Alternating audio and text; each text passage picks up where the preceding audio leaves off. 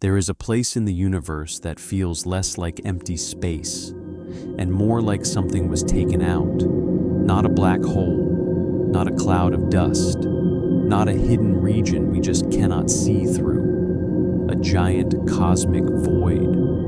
A region so huge and so strangely empty that when astronomers first mapped it, it felt almost wrong. The best known example is the Boötes Void, one of the largest known cosmic voids, roughly 330 million light-years across and about 700 million light-years away.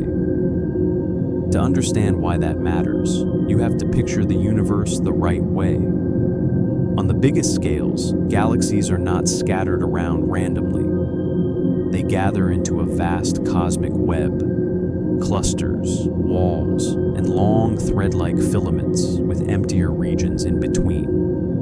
NASA describes the large-scale universe exactly this way. Matter pulls together into twisting structures, leaving voids of space between them. So yes, voids are real. They are expected. They are part of how the universe is built. But the Boötes Void is what happens when one of those gaps gets so big that it stops feeling like a normal part of the cosmic web and starts feeling like a wound in it. This thing is enormous, about 330 million light-years wide. Light itself would need 330 million years just to cross it from one side to the other. And inside a region that big, astronomers would normally expect thousands of galaxies. Instead, Boötes has only around 60.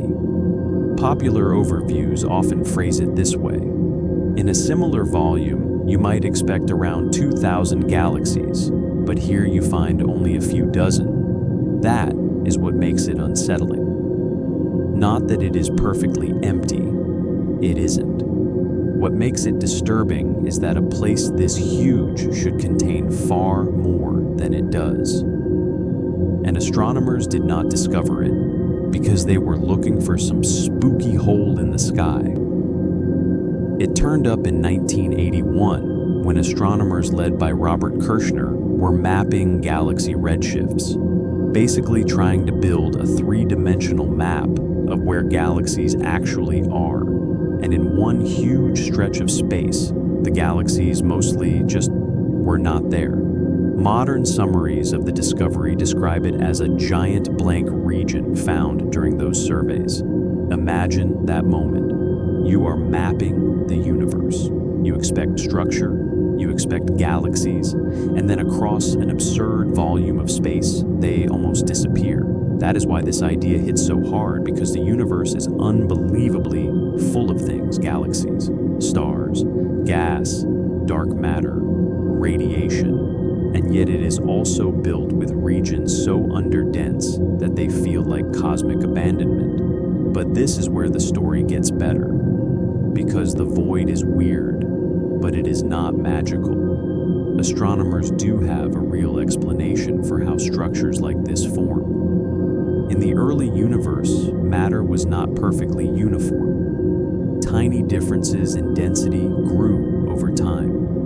Gravity pulled denser regions into filaments, walls, and clusters, while the less dense regions were drained further and further out. NASA's description of the cosmic web says exactly that. Gravity draws larger and larger structures together, leaving voids in between. Some voids also grow as smaller voids merge into larger ones.